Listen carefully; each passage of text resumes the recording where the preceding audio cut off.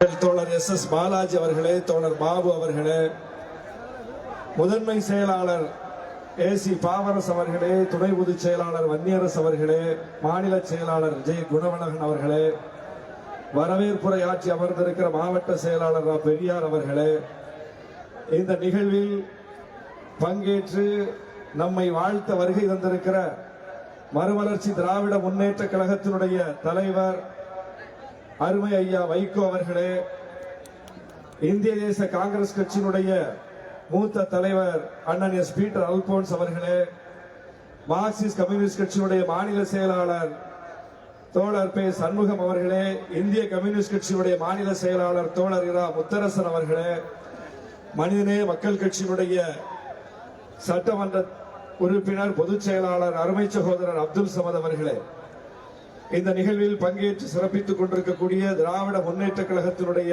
மாவட்ட செயலாளர் சட்டமன்ற உறுப்பினர் இரா லட்சுமணன் அவர்களே, சட்டமன்ற உறுப்பினர் அன்னியூர் சிவா அவர்களே, சட்டமன்ற உறுப்பினர் மணிகண்ணன் அவர்களே, இந்த நிகழ்வில் பங்கேற்று வாழ்த்த வருகை தந்திருக்கிற மாவட்ட பொறுப்பாளர் திராவிட முன்னேற்ற கழகத்தை சார்ந்த டாக்டர் பொன் கௌதம சிகாமணி அவர்களே, இந்த நிகழ்வை ஒருங்கிணைத்து வழிநடத்தி கொண்டிருக்கிற தோழர் வீர பொன்னிவளவன் அவர்களே, திலீபன் அவர்களே, மலைச்சாமி அவர்களே, விடுதலை செல்வன் அவர்களே, சேத்தநாடு அறிவுக்கரசு அவர்களே, தனஞ்சலியன் அவர்களே, நமக்கு இந்த அங்கீகாரத்தை பெற்று தந்து தன்னுடைய உழைப்பாலும் அர்ப்பணிப்பாலும் தியாகத்தாலும் நமக்கு தலை நிமிர்வை தந்திருக்கிற நம் உயிரின் உயிரான தலைவர் எழுச்சி தமிழர் அவர்கள்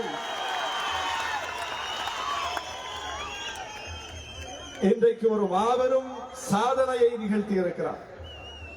குடும்ப பின்புலம் இல்லை, அரசியல் பின்புலம் இல்லை, சமூக பின்புலம் இல்லை, பொருளாதார பின்புலம் இல்லை, எந்த ஒரு பின்புலமும் இல்லாமல் கல்வி பின்புலம் ஒன்றே ஒன்று, அறிவு பின்புலம் ஒன்றே ஒன்று, தன்னுடைய அறிவையும் உழைப்பையும் அர்ப்பணிப்பையும் மட்டுமே வைத்து எல்லாவற்றுக்கும் மேலாக அரசியலுக்கு இன்றைக்கு எது தேவையோ கொள்கை உறுதி, அதை வைத்து இந்த இடத்தில் நம்மை கொண்டு வந்து விட்டிருக்கிறார்.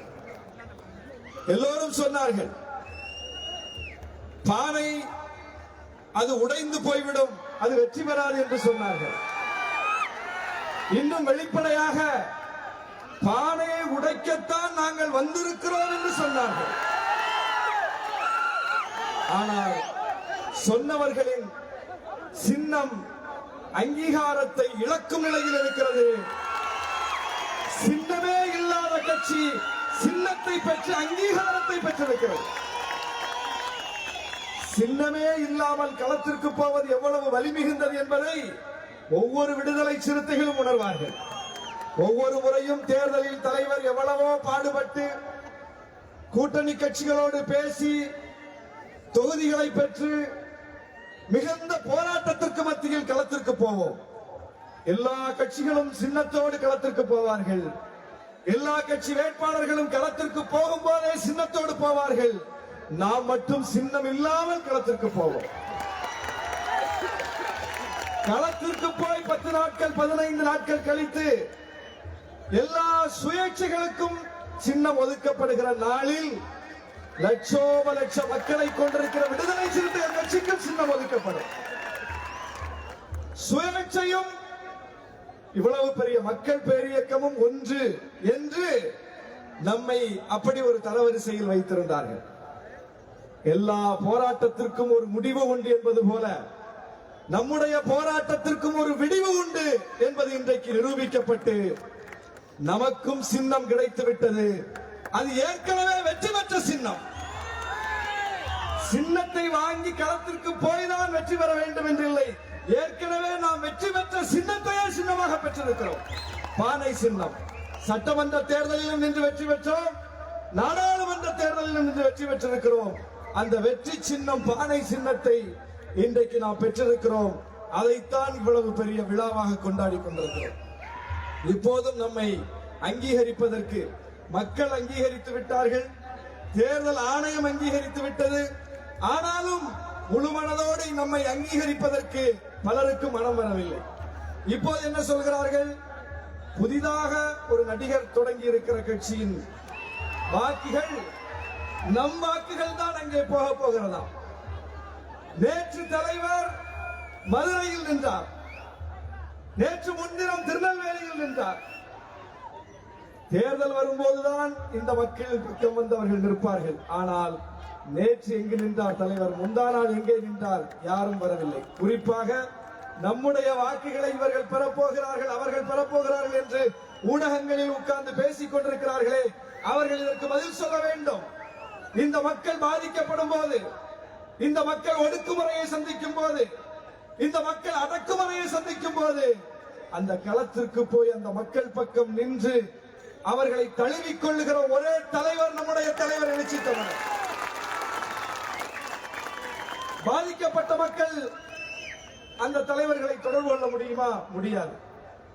நாளைக்கு இந்த மக்களின் வாக்குகளை இவர்தான் வாங்க போகிறார், அவர்தான் வாங்க போகிறார் என்று சொன்னார்களே, அவர்கள் யாராவது இந்த மக்களை தொடர்பு கொள்ள முடியுமா? முடியாது. பார்க்க முடியுமா? முடியாது. பேச முடியுமா? முடியாது.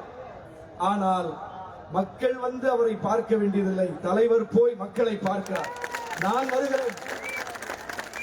அப்படித்தான் சாதிய வன்முறைகளுக்கு உள்ளான ஒவ்வொரு களத்திலும் போய் தலைவர் நின்று கண்ணீரை துடைத்துக் கொண்டிருக்கிறார்.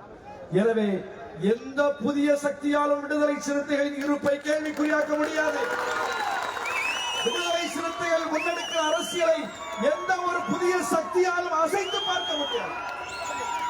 இது தனித்துவமான களம்.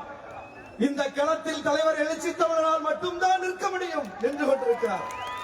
இந்த களத்தை விடுதலை சிறுத்தைகளால் மட்டும்தான் எதிர்கொள்ள முடியும், எதிர்கொண்டு கொண்டிருக்கிறோம். எல்லோரும் வாங்க நம்மளும் சொல்றோம். சாதிய வன்முறைகளால் மக்கள் பாதிக்கப்படும் போது வந்து பாருங்கள், பேசுங்கள், குரல் கொடுங்கள், அந்த அரசியலை கையில் எடுங்கள் என்றுதான் விடுதலை சிறுத்தைகள் சொல்லுகிறோம்.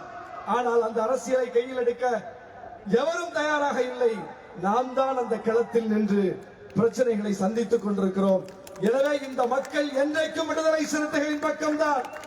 இந்த மக்களின் சின்னம் என்றைக்கும் பானை சின்னம் தான் என்பது மீண்டும் மீண்டும் உறுதிப்படுத்தப்பட்டிருக்கிறது. தலைவர் திசை வழியில் தான் இன்றைக்கு தமிழ்நாடு அரசியல் சுழன்று கொண்டிருக்கிறது.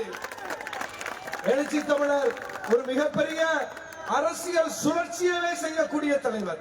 அவரை மையப்படுத்தித்தான் இன்றைக்கு அரசியல் போக்கு தீர்மானிக்கப்படுகிறது. அந்த அடிப்படையில் இந்த வெற்றி விழா என்பது இன்னும் பெரிய விழாவாக ஊர்தோறும் கொண்டாடப்பட வேண்டும். நம்முடைய வெற்றி அது மற்றவர்கள் ஈட்டுகிற வெற்றிகளை போல ஒரு சாதாரண வெற்றி அல்ல, எளிதில் கிடைத்த வெற்றி அல்ல. இதற்கு பின்னால் இருக்கிற அந்த உழைப்பு, அர்ப்பணிப்பு, தியாகம், ரத்தம் சிந்தி பெற்றிருக்கிற வெற்றி, வியர்வை சிந்தி பெற்ற வெற்றி அல்ல, ரத்தம் சிந்தி பெற்றிருக்கிற வெற்றி. எனவே இந்த வெற்றியை இன்னும் தமிழ்நாடு முழுவதும் கொண்டாடுவோம் என்று சொல்லி வாய்ப்புக்கு நன்றி கூறி விடைபெறுகிறேன். நன்றி, வணக்கம்.